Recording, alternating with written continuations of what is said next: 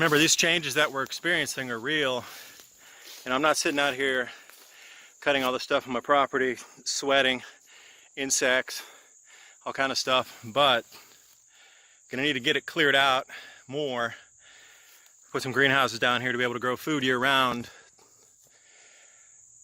So what are you gonna do?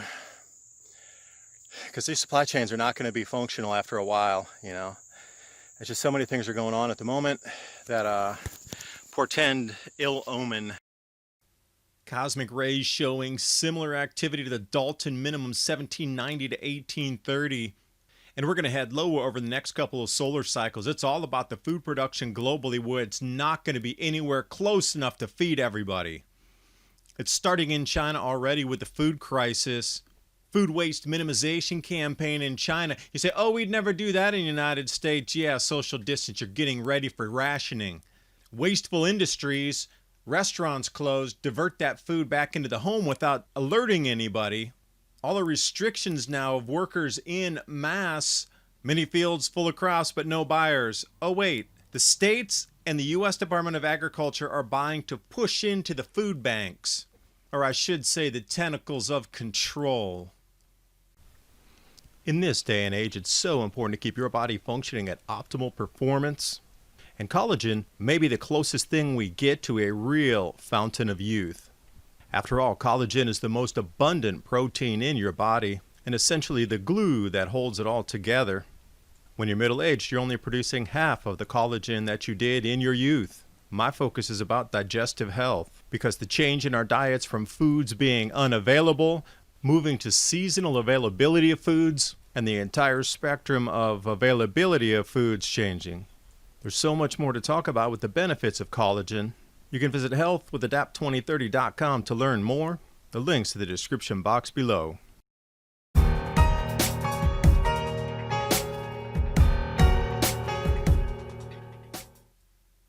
And if you haven't gotten the memo, we're repeating a 400-year cycle in low solar activity that is beginning to take vast swaths of crop yields offline across all continents.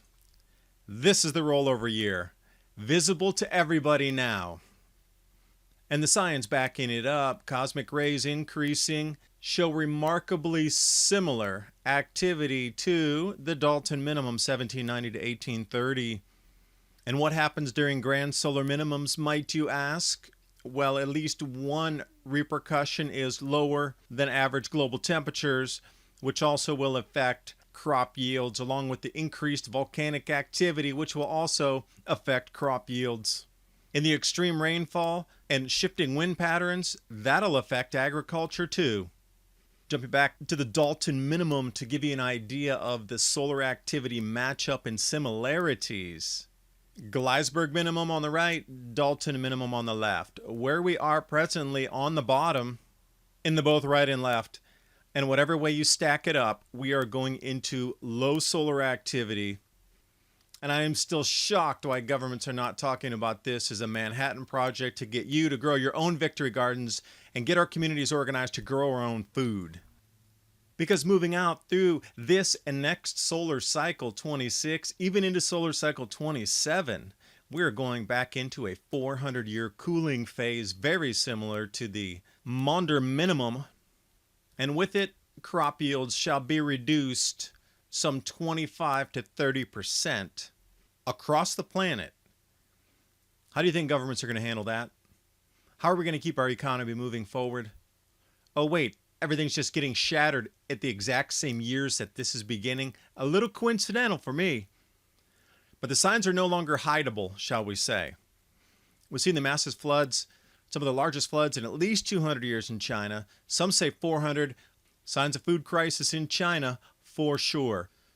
Stored food washed away. At least 80% of their fields underwater at the moment. So now Xi Jinping coming out asking the citizens to control food habits amid the severe food crisis. It's called a food waste minimization campaign. Now, when the CCP comes out admitting that they lost control of the food supply, there's a huge problem. And now what they're doing, they're even demonizing YouTubers who eat dinner and talk to their subscribers, they're like, oh, you're a food waster. So those people are actually removing their channels or hiding all of the previous, what was grandiose eating on a nightly program with people to get them through their evenings, talk about whatever it was through the day. Everybody had a different kind of talking point along with different types of food.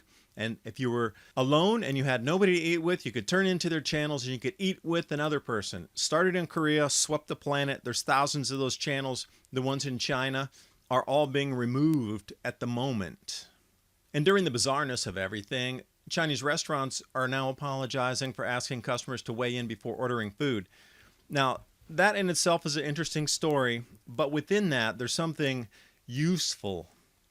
So what they had them do, they had to stand on the scales. After that is recommend certain choices based on your body type and your weight. And as you read through the article, which I linked in the description box below, it'll show you what was recommended for which weight class and which individuals. There can be a lot gleaned from that individually if you know your body type and what your weight is. There's a lot of good suggestions there, from beef to vegetables and everything in between. But when we look at who's wasting the most food, now if you're not going to alert the planet that we have an inbound crisis of food on the civilization reset cycle here, you'd have to do it sort of in a casual manner that wouldn't alert everybody at the same time. So looking across the landscape, who's wasting the most food? Restaurants and institutions. So just by putting those out of business is what we've seen with the restrictions so far since the beginning of the year in operating businesses. We've saved 40%, literally a gain of 40% food that would have been wasted otherwise. So that bought a few months or even 6 months, 8 months. We're going to be right back at it in the harvest season again. Cat's out of the bag. Now, the residential and the grocery stores have flipped so dramatically that the wastage out of this has been removed pretty much. Now you have people standing in line and savoring every morsel, and they're not throwing much away because it's such a hindrance to go buy anything. Waiting in line, all these things. So people are really being much more careful with food than they were, so you can knock another few percent off of those. So we're looking at a 50% gain. That's amazing without alerting anybody. So when we're talking about this grand solar minimum in the 400-year solar cycle, what goes with it? It's called the fingerprint of the grand solar minimum.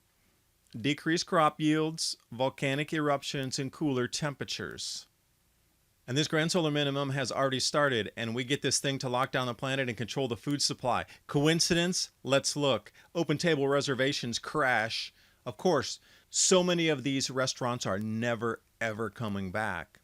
But that's a very useful thing if you're looking at controlling food wastage.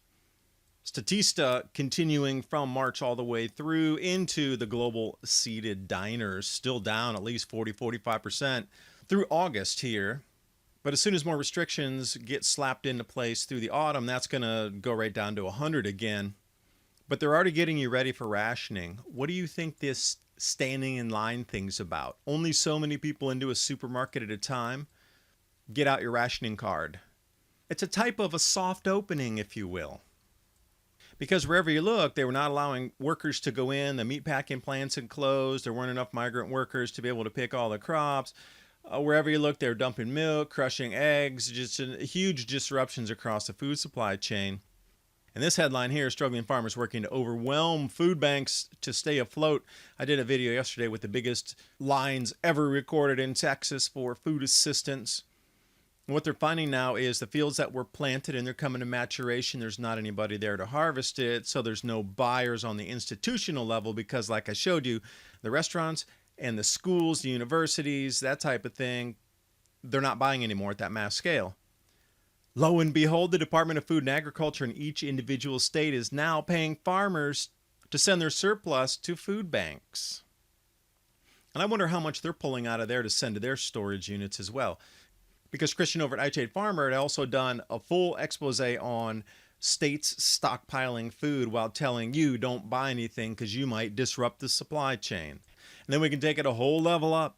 U.S. Department of Agriculture launched a $3 billion effort to buy food from farmers to deliver it to where? Food banks. Now what happens when the economy is in shambles? You don't have any other choice except to go to the what? To get fed? Where? The food bank. I wonder what hoops you'll have to get through to get into that and get your food. Another level of control is being put. It seems like it's a purposeful chessboard array of mandates and things going on across the planet to control the food at this integral time when we're entering incredible crop losses for the year here, which are going to continue through 2030, which is going to get more pronounced from this point forward. So here's a little bit of what I'm doing to prepare myself. I'm in the process of starting a new homestead in East Tennessee. I'm trying to clear out a bit of the lower part of the land here. So I've just been doing this by hand. It's a little trail that starts up at the beginning of the property. And sometimes the machine's not available. These guys are booked out because so many people are moving to the countryside that having to do a little bit of the pre-work by myself so I can get down in here and take a look at what we have. That I will clean all of this out eventually here, like today, to see what our upper field looks like. And being a caretaker of the land, see, it's pretty easy. It won't take but a couple minutes to get up here. That mountain there, that's included in this property. So land goes all the way to the very top there. Cut all this down, 4 and some acres out here, in addition to what's already cleared up there. There's a couple, terraces already up there where somebody put a house and a cabin and then they took it off.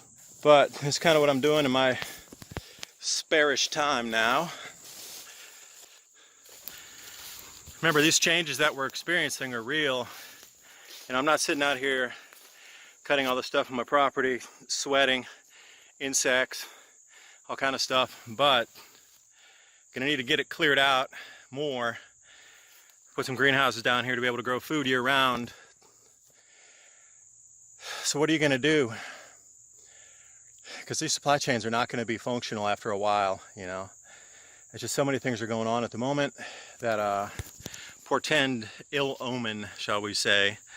So you might want to think about getting your own food growing. So let me grab my stuff. Bush hogging was only done with this hand scythe here. Nice pair of loppers and gloves and my energy, and that's about it. Whew, good sweat, good workout, get all the news, mainstream media toxins out of the body. This all in here. Just gonna get all beat back, and we're gonna put a small garden right in here, because all these smaller plants, they're all coming out. And when you pop out in the field, it looks a little like this. Hiding from everybody. Bye for now. And as I said, I'm in the process of starting a new homestead in East Tennessee. I'm going to be documenting everything and putting most of it on Patreon. Because as has been said, there's 5 pillars to homesteading: food, water, shelter, energy, and security. But the best part is they're all fun. And I'm going to start sharing this adventure with you. Patreon.com/adapt2030. Thanks for watching. Hope you got something out of the video, and I will see you next time. Spend the weekend learning how to grow something.